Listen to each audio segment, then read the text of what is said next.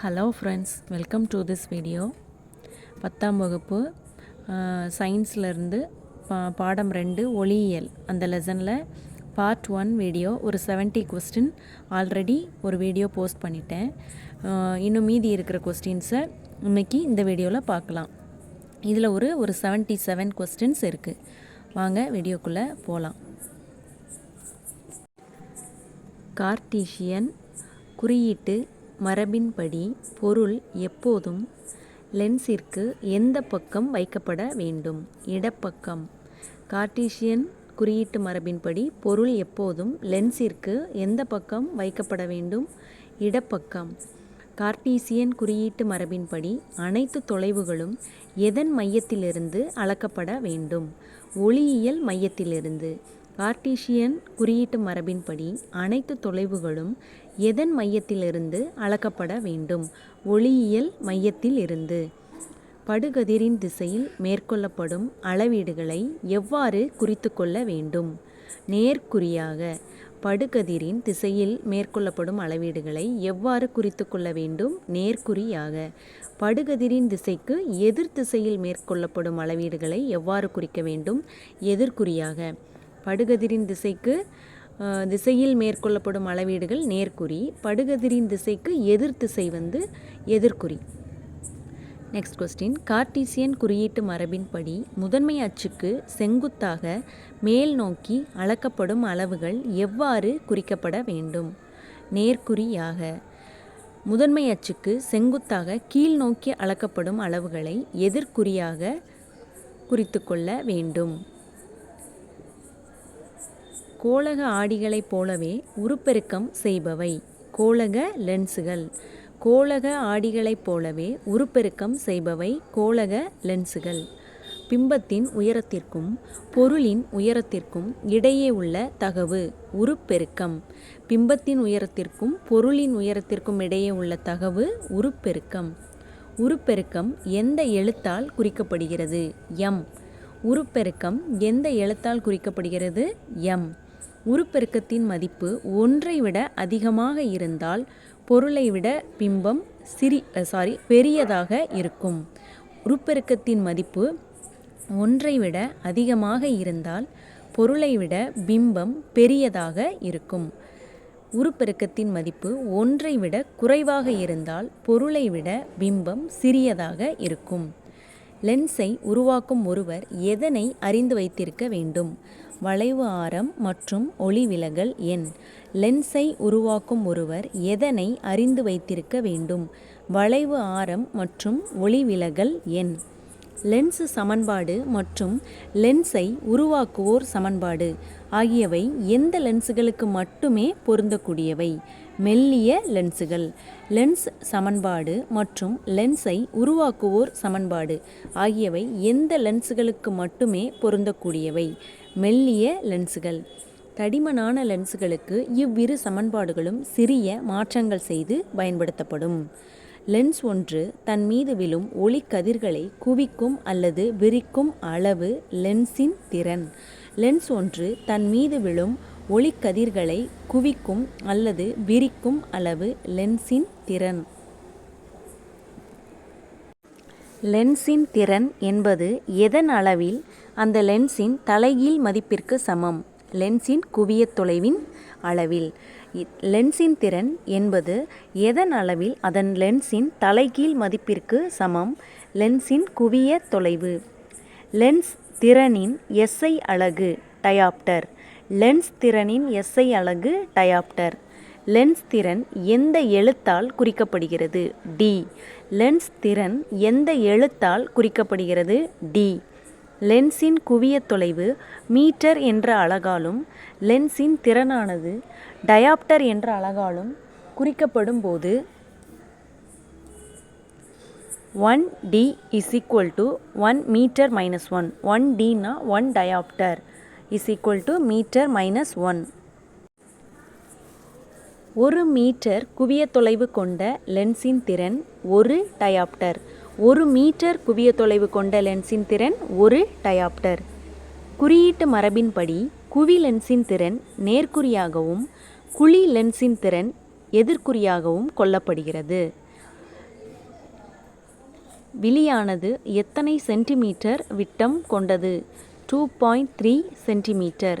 விழியானது எத்தனை சென்டிமீட்டர் விட்டம் கொண்டது? 2.3 சென்டிமீட்டர். கண்ணின் உள் உறுப்புகள் எந்த வலிமையான சவ்வினால் பாதுகாக்கப்படுகிறது? ஸ்க்லீரா. கண்ணின் உள்ளுறுப்புகள் எந்த வலிமையான சவ்வினால் பாதுகாக்கப்படுகிறது? ஸ்க்லீரா. விழிக்கோளத்தின் முன்பகுதியில் காணப்படும் மெல்லிய ஒளி புகும் படலம் கார்னியா. விழிக்கோளத்தின் முன்பகுதியில் காணப்படும் மெல்லிய ஒளி புகும் படலம் கார்னியா. ஒளி விலகல் நடைபெறும் கண்ணின் முக்கியமான பகுதி கார்னியா. ஒளி விலகல் நடைபெறும் கண்ணின் முக்கியமான பகுதி கார்னியா. கார்னியாவை அடையும் ஒளிக்கதிர்கள் ஒளி விலகல் அடைய செய்யப்பட்டு எதன் மீது குவிக்கப்படுகிறது? விழி லென்ஸின் மீது. கார்னியாவை அடையும் ஒளிக்கதிர்கள் ஒளி விலகல் அடைய செய்யப்பட்டு எதன் மீது குவிக்கப்படுகிறது? விழி லென்ஸின் மீது. கண்ணின் நிறமுடைய பகுதி ஐரிஸ். கண்ணின் நிறமுடைய பகுதி ஐரிஸ். ஐரிஸின் நிறங்கள் நீலம், பழுப்பு, பச்சை. நீலம், பழுப்பு, பச்சை. ஒளிப்பட கருவியின் முகப்பை போன்று செயல்பட்டு கண் பார்வையின் உள்ளே நுழையும் ஒளிக்கதிர்களின் அளவை கட்டுப்படுத்துவது ஐரிஸ். ஒளிப்பட கருவியின் முகப்பை போன்று செயல்பட்டு கண் பார்வையின் உள்ளே நுழையும் ஒளிக்கதிர்களின் அளவை கட்டுப்படுத்துவது ஐரிஸ். ஐரிஸின் மையப்பகுதி கண் பாவை. ஐரிஸின் மையப்பகுதி கண் பாவை. பொருளிலிருந்து வரும் ஒளிக்கதிர்கள் எதன் வழியாக சென்று விழித்திரையை அடைகின்றன? கண் பாவை. பொருளிலிருந்து வரும் ஒளிக்கதிர்கள் எதன் வழியாக சென்று விழித்திரையை அடைகின்றன? கண் பாவை. விழிக்கோளத்தின் பின்புற உட்பரப்பு விழித்திரை அல்லது ரெட்டினா. விழிக்கோளத்தின் பின்புற உட்பரப்பு விழித்திரை அல்லது ரெட்டினா. மிக அதிக உணர்நுட்பம் உடைய பொருளின் தலைகீழான மெய்பிம்பம் உருவாக்கப்படும் பகுதி விழித்திரை. மிக அதிக உணர்நுட்பமுடைய பொருளின் தலைகீழான மெய்பிம்பம் உருவாக்கப்படும் பகுதி விழித்திரை. இயற்கையில் அமைந்த குவி லென்ஸாக செயல்படும் கண்ணின் மிக முக்கியமான பகுதி விழி லென்ஸ். இயற்கையில் அமைந்த குவி லென்ஸாக செயல்படும் கண்ணின் மிக முக்கியமான பகுதி விழி லென்ஸ். விழி லென்ஸ் ஆனது எதனால் தாங்கப்படுகிறது? சிலியரி தசைகள். விழி லென்ஸ் ஆனது எதனால் தாங்கப்படுகிறது? சிலியரி தசைகள். பொருளின் தொலைவிற்கு ஏற்ப விழி லென்ஸ் தன் குவிய தூரத்தை மாற்றிக்கொள்ள உதவும் தசைகள் சிலியரி தசைகள். பொருளின் தொலைவிற்கு ஏற்ப விழி லென்ஸ் தன் குவிய தூரத்தை மாற்றிக்கொள்ள உதவும் தசைகள் சிலியரி தசைகள். அருகிலுள்ள மற்றும் தொலைவிலுள்ள பொருட்களை தெளிவாக காண்பதற்கு ஏற்ப விழி லென்ஸ் தன்னை மாற்றி அமைத்து கொள்ளும் தன்மை வெளி ஏற்பமைவு திறன். அருகிலுள்ள மற்றும் தொலைவிலுள்ள பொருட்களை தெளிவாக காண்பதற்கு ஏற்ப விழி லென்ஸ் தன்னை மாற்றி அமைத்து கொள்ளும் தன்மை விழி ஏற்பமைவு திறன். அருகிலுள்ள மற்றும் தொலைவிலுள்ள பொருட்களை தெளிவாக காண்பதற்கு ஏற்ப விழி லென்ஸ் தன்னை மாற்றி அமைத்து கொள்ளும் தன்மை விழி ஏற்பமைவு திறன். தொலைவில் உள்ள பொருட்களை காணும்போது சிலியரி தசைகள் விரிவடைகின்றன. அருகில் உள்ள பொருட்களை காணும்போது சிலியரி தசைகள் சுருங்குகின்றன. இரு அடுத்தடுத்த ஒளி துடிப்புகளுக்கு இடைப்பட்ட கால இடைவெளி 1/16 வினாடியை விட குறைவாக இருந்தால் மனித கண்களால் அவற்றை தனித்தனியாக வேறுபடுத்தி அறிய இயலாத நிலை பார்வை நீட்டிப்பு. இரு அடுத்தடுத்த ஒளி துடிப்புகளுக்கு இடைப்பட்ட கால இடைவெளி 1/16 வினாடியை விட குறைவாக இருந்தால் மனித கண்களால் அவற்றை தனித்தனியாக வேறுபடுத்தி அறிய இயலாத நிலை பார்வை நீட்டிப்பு. மனித கண் ஒன்றினால் தன் எதிரில் உள்ள பொருட்களை தெளிவாக காணக்கூடிய மிகச்சிறிய தொலைவு தெளிவுறு காட்சியின் மீச்சிறு தொலைவு. மனித கண் ஒன்றினால் தன் எதிரில் உள்ள பொருட்களை தெளிவாக காணக்கூடிய மிகச்சிறிய தொலைவு தெளிவுறு காட்சியின் மீச்சிறு தொலைவு. அண்மை புள்ளி அல்லது தெளிவுறு காட்சியின் மீச்சிறு தொலைவு என்பது மனித கண்ணிற்கு பொதுவாக எத்தனை சென்டிமீட்டர் அளவில் இருக்கும்? 25 சென்டிமீட்டர். அண்மை புள்ளி அல்லது தெளிவுறு காட்சியின் மீச்சிறு தொலைவு என்பது மனித கண்ணிற்கு பொதுவாக எத்தனை சென்டிமீட்டர் அளவில் இருக்கும்? 25 சென்டிமீட்டர். கண் ஒன்றினால் எவ்வளவு தொலைவில் உள்ள பொருட்களை தெளிவாக காண முடிகிறதோ அப்புள்ளி சேய்மை புள்ளி. கண் ஒன்றினால் எவ்வளவு தொலைவில் உள்ள பொருட்களை தெளிவாக காண முடிகிறதோ அப்புள்ளி சேய்மை புள்ளி. சேய்மை புள்ளியானது எவ்வாறு அமைந்திருக்கும்? ஈரிலா தொலைவில். சேய்மை புள்ளியானது எவ்வாறு அமைந்திருக்கும்? ஈரிலா தொலைவில். மையோபியா என்று அழைக்கப்படுவது கிட்டப்பார்வை. மையோபியா என்று அழைக்கப்படுவது கிட்டப்பார்வை. விழிக்கோளம் சிறிது நீண்டு விடுவதால் ஏற்படுவது கிட்டப்பார்வை குறைபாடு. மையோபியா என்று அழைக்கப்படுவது கிட்டப்பார்வை. விழிக்கோளம் சிறிது நீண்டு விடுவதால் ஏற்படுவது கிட்டப்பார்வை குறைபாடு. மனிதர்களால் அருகில் உள்ள பொருட்களை தெளிவாக காண முடியும், ஆனால் தொலைவில் உள்ள பொருட்களை காண முடியாத நிலை கிட்டப்பார்வை. மனிதர்களால் அருகில் உள்ள பொருட்களை தெளிவாக காண முடியும், ஆனால் தொலைவில் உள்ள பொருட்களை காண முடியாத நிலை கிட்டப்பார்வை. வெளி லென்ஸின் குவிய தூரம் குறைவதாலும் வெளி லென்ஸிற்கும் விழித்திரைக்கும் இடையே உள்ள தொலைவு அதிகரிப்பதாலும் ஏற்படும் குறைபாடு கிட்டப்பார்வை. வெளி லென்ஸின் குவிய தூரம் குறைவதாலும் வெளி லென்ஸிற்கும் விழித்திரைக்கும் இடையே உள்ள தொலைவு அதிகரிப்பதாலும் ஏற்படும் குறைபாடு கிட்டப்பார்வை. பெரும்பாலும் மெய் பிம்பங்களை தோற்றுவிக்கும் லென்ஸ் குவி லென்ஸ். பெரும்பாலும் மெய் பிம்பங்களை தோற்றுவிக்கும் லென்ஸ் குவி லென்ஸ். மாய பிம்பங்களை தோற்றுவிக்கும் லென்ஸ் குழி லென்ஸ். மாய பிம்பங்களை தோற்றுவிக்கும் லென்ஸ் குழி லென்ஸ். தகுந்த குவிய தொலைவு கொண்ட எந்த வகை லென்ஸுகளை பயன்படுத்துவதன் மூலம் கிட்டப்பார்வை குறைபாட்டை சரி செய்யலாம்? குழி லென்ஸ்.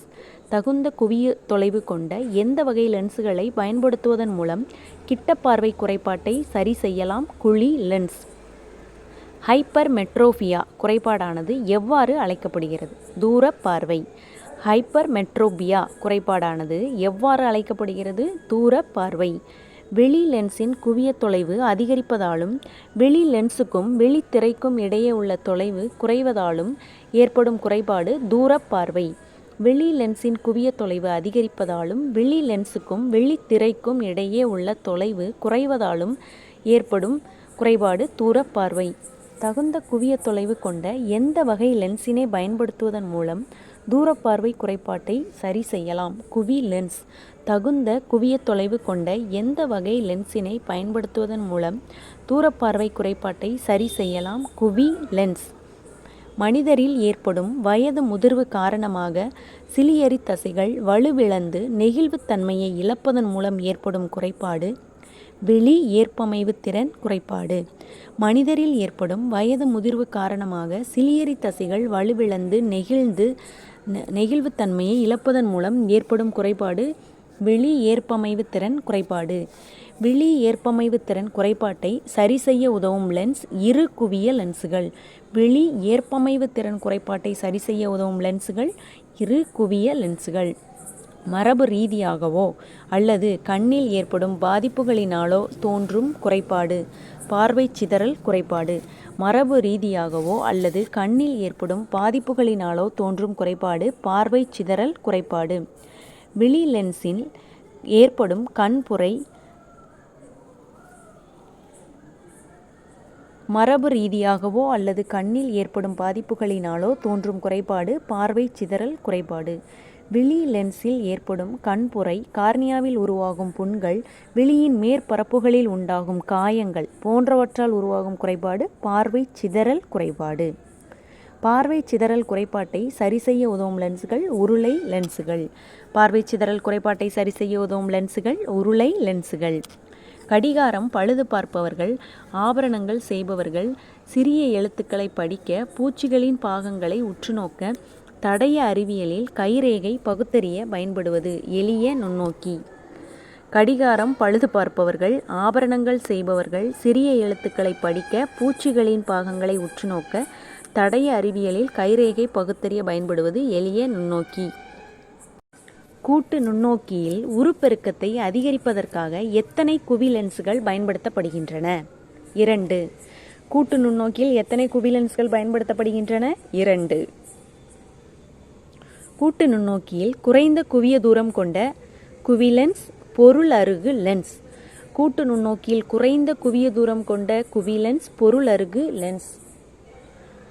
கூட்டு நுண்ணோக்கியில் அதிக விட்டமும் அதிக குவிய தூரமும் கொண்ட குவிலென்ஸ் கண்ணருகு லென்ஸ். கூட்டு நுண்ணோக்கியில் அதிக விட்டமும் அதிக குவிய தூரமும் கொண்ட குவிலென்ஸ் கண்ணருகு லென்ஸ். நகரும் நுண்ணோக்கி எந்த தத்துவத்தின் அடிப்படையில் செயல்படுகிறது? வெர்னியர் தத்துவம். நகரும் நுண்ணோக்கி எந்த தத்துவத்தின் அடிப்படையில் செயல்படுகிறது? வெர்னியர் தத்துவம். வெர்னியர் தத்துவத்தின் அடிப்படையில் செயல்படும் நகரும் நுண்ணோக்கியின் மீ சிற்றளவு 0.01 சென்டிமீட்டர். வெர்னியர் தத்துவத்தின் அடிப்படையில் செயல்படும் நகரும் நுண்ணோக்கியின் மீ சிற்றளவு 0.01 சென்டிமீட்டர். தொலைநோக்கியை முதலில் உருவாக்கியவர் ஜோகன் லிப்ரஷே 1608. தொலைநோக்கியை முதலில் உருவாக்கியவர் ஜோகன் லிப்ரஷே 1608. கலிலியோ தான் கண்டறிந்த தொலைநோக்கியின் மூலம் எந்தெந்த கோள்களின் வளையங்களை ஆராய்ந்தார்? வியாழன், சனி. கலிலியோ தான் கண்டறிந்த தொலைநோக்கியின் மூலம் எந்தெந்த கோள்களின் வளையங்களை ஆராய்ந்தார்? வியாழன், சனி. கெப்லர் என்ற இயற்பியலாளர் எந்த வருடம் ஒரு தொலைநோக்கியை உருவாக்கினார்? 1611. கெப்லர் என்ற இயற்பியலாளர் எந்த வருடம் ஒரு தொலைநோக்கியை உருவாக்கினார்? 1611. யாருடைய தொலைநோக்கி தற்கால வானியல் தொலைநோக்கியை ஒத்திருந்தது? கெப்லர். யாருடைய தொலைநோக்கி தற்கால வானியல் தொலைநோக்கியை ஒத்திருந்தது? கெப்லர். தொலைநோக்கிகளின் வகைகள். ஒளி விலகல் தொலைநோக்கிகள், ஒளி எதிரொளிப்பு தொலைநோக்கிகள். தொலைநோக்கிகளின் வகைகள்: ஒளி விலகல் தொலைநோக்கிகள், ஒளி எதிரொளிப்பு தொலைநோக்கிகள். ஒளி விலகல் தொலைநோக்கிகளில் பயன்படுத்தப்படுபவை லென்சுகள். ஒளி எதிரொளிப்பு தொலைநோக்கிகளில் பயன்படுத்தப்படுபவை கோளக ஆடிகள். ஒளி விலகலில் லென்சுகளும், ஒளி எதிரொளிப்பு தொலைநோக்கிகளில் கோளக ஆடிகளும் பயன்படுத்தப்படுகிறது. ஒளி விலகல் தொலைநோக்கிகளுக்கு எடுத்துக்காட்டு: கலீலியோ தொலைநோக்கி, கெப்லர் தொலைநோக்கி, நிறமற்ற ஒளி விளக்குகள். இது எல்லாமே ஒளி விலகல் தொலைநோக்கிகளுக்கு எடுத்துக்காட்டு. ஒளி எதிரொளிப்பு தொலைநோக்கிகளுக்கு எடுத்துக்காட்டு கிரிகேரியன், நியூட்டன், கேஸ்கிரைன் தொலைநோக்கிகள். ஒளி எதிரொளிப்பு தொலைநோக்கிகளுக்கு எடுத்துக்காட்டு கிரிகேரியன் தொலைநோக்கி, நியூட்டன் தொலைநோக்கி, கேஸ்கிரைன் தொலைநோக்கிகள். வானியல் தொலைநோக்கிகளில் கிடைக்கும் இறுதி பிம்பம் தலைகீழ் பிம்பம். வானியல் தொலைநோக்கிகளில் கிடைக்கும் இறுதி பிம்பம் தலைகீழ் பிம்பம். வானியல் தொலைநோக்கிகளுக்கும் நிலப்பரப்பு தொலைநோக்கிகளுக்கும் இடையே உள்ள வேறுபாடு: நேரான இறுதி பிம்பத்தை உருவாக்குவது. வானியல் தொலைநோக்கிகளுக்கும் நிலப்பரப்பு, அதாவது நிலப்பரப்பு தொலைநோக்கிகளில் நமக்கு இறுதியாக கிடைக்கிற பிம்பம் நேரான இறுதி பிம்பம். அதாவது வானியல் தொலைநோக்கிகளில் கிடைக்கிறது தலைகீழ் பிம்பம். இதுதான் இந்த ரெண்டு தொலைநோக்கிகளுக்கும் இடையே உள்ள வேறுபாடு. தொலைநோக்கியுடன் எதனை இணைப்பதன் மூலம் வான்பொருட்களை ஒளிப்படம் எடுக்கலாம்? ஒளிப்பட கருவி. தொலைநோக்கியுடன் எதனை இணைப்பதன் மூலம் வான்பொருட்களை ஒளிப்படம் எடுக்கலாம்? ஒளிப்பட கருவி. இதோட 10th சயின்ஸு செகண்ட் லெசன் முடிஞ்சுது. இதுக்கப்புறம் உள்ள ஒவ்வொரு லெசனுக்குமே உங்களுக்கு டீட்டெயில்டு கொஸ்டின் அண்ட் ஆன்சர் நம்ம போடுவோம். ஸோ உங்களுக்கு இந்த மாதிரி எல்லா பாடத்துக்கும் உங்களுக்கு கொஸ்டின் ஆன்சர் படிக்கணும் அப்படின்னா நம்ம சேனலை லைக் பண்ணுங்கள், ஷேர் பண்ணுங்கள் அண்ட் சப்ஸ்கிரைப் பண்ணுங்கள். Thank you friends.